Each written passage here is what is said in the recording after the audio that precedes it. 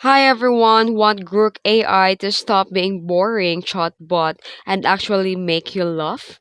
Here's how to get the funniest and most entertaining replies in few minutes. Let's get started. First, you need to give it a personality. Say, pretend you're a sarcastic pirate or talk like a dramatic telenovela villain and boom, it's instant comedy.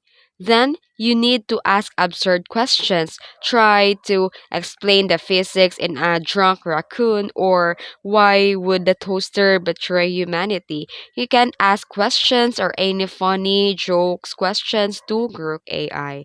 Then you can also use a roast mode.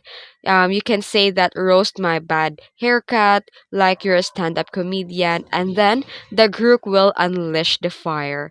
Then add a weird challenges. You can ask the Grok AI to write a breakup letter or a fridge to its owner or a rap battle between a cat and a dog. That's purely comedy gold.